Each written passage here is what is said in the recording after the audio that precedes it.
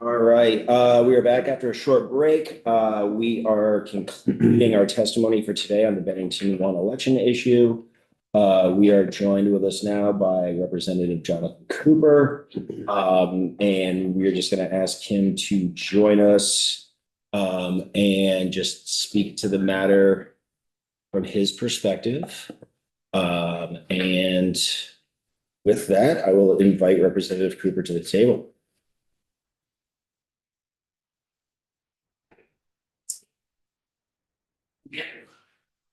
So, just real quick, we're going to do an around the horn with the introductions.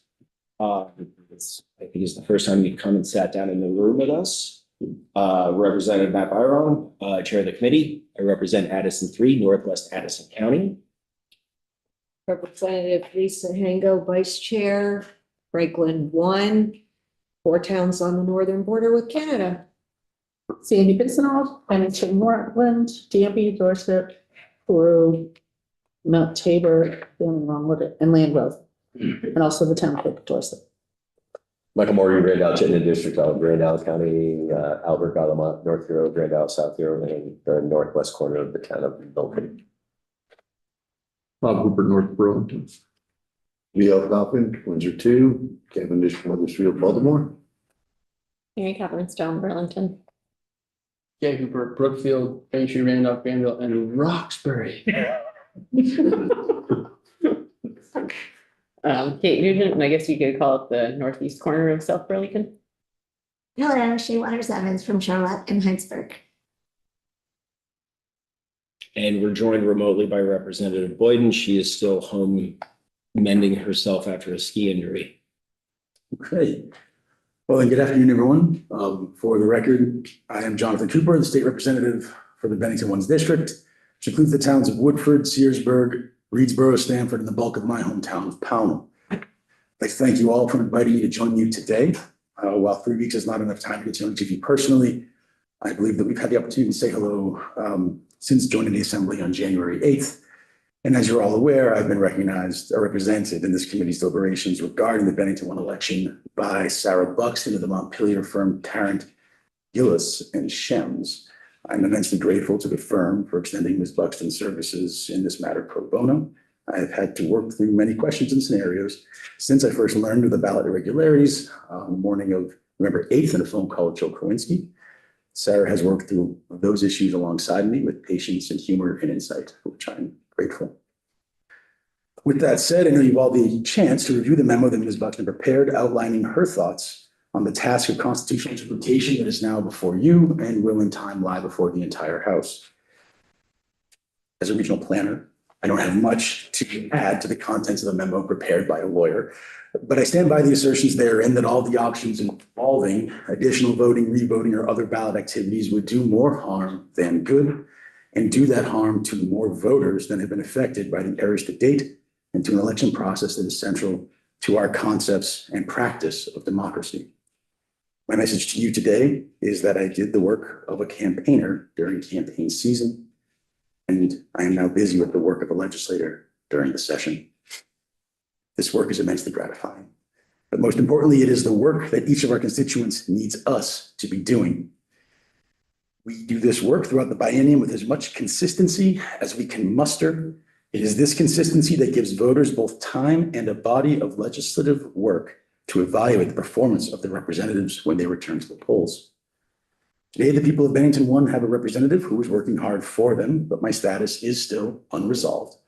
I ask that this committee move swiftly to arrive at its recommendations so that the citizens of my district may enjoy the same level of surety in their representation here as your constituents have in your representation of each of them.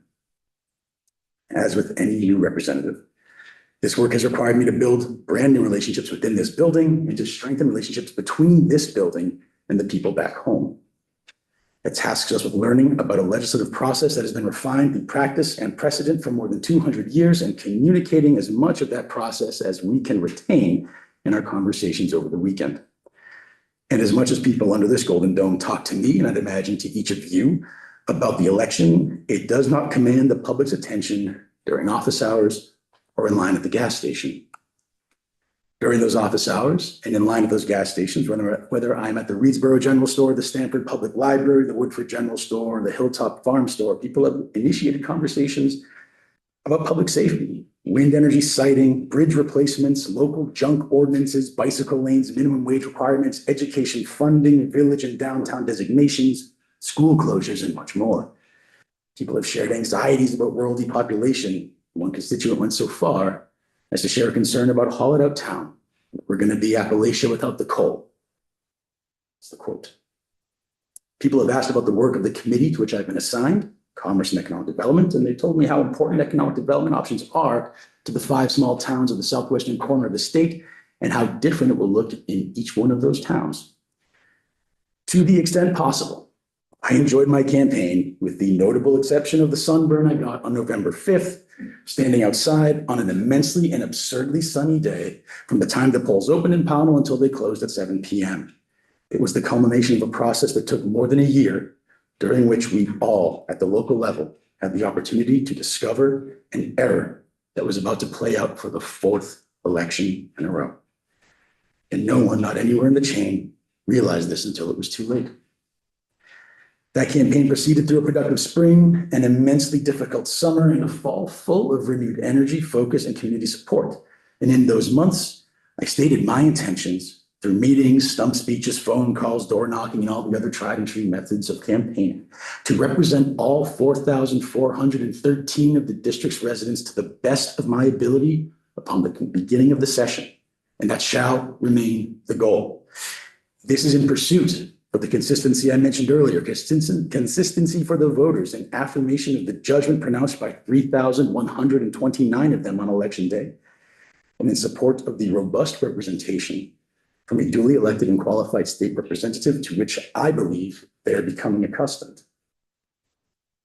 I do welcome any questions you may have, and I'm happy to hear your thoughts on the options before you and to share my thoughts on the same. Thank you. Thank you, member. Thank you. Any questions for Representative Cooper right now?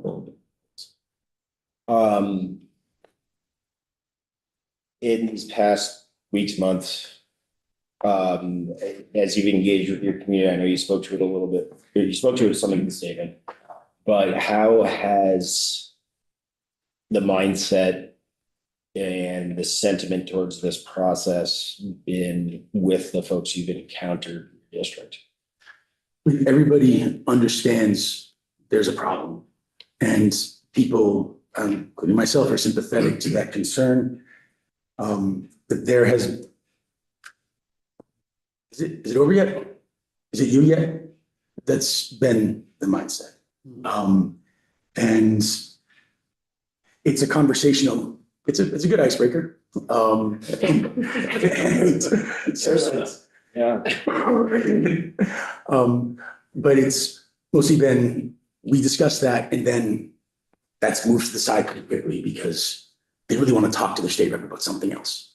And so I think people appreciate that I am not a part of that decision making. They appreciate that that belongs to a committee of jurisdiction, which I'm not on. And it's, you know, as Bruce has mentioned himself, it's a great civics lesson. And so that's something that, you know, I try to bring into every opportunity that we can to discuss what's in this room with you now, among many other things that are in this room. No, thank you for that. You know, with us, without getting an understanding of the feel, the temperature check, if you will, for using General Assembly jargon, you know, I wanted to ask that question. I can only imagine the uncertainty being frustrating for those who you currently represent about when the finality of this will occur. So I empathize with that and just know that we are moving as rapidly but responsibly as we can with this matter. And we'll be taking testimony tomorrow and hopefully some more on Friday. And hopefully those those words and perspectives that we hear can help shape what's going to occur, but I appreciate the patience that you provided this committee with guiding this process. So I just want to say thank you to you and thank you also to Mr. Busso, who just spent a lot of time with for that patience. Anything else from the members at the table? Okay. Well, thank you, Representative. And we will certainly be back in touch if we feel the need for you to come down and talk to us some more. So, and thank you, your committee chair, for allowing you to come down. 8:34 is a trifling matter, I suppose. And with that, we will finish our committee work for the day. Well done, folks. That was a lot. I appreciate you. Autumn.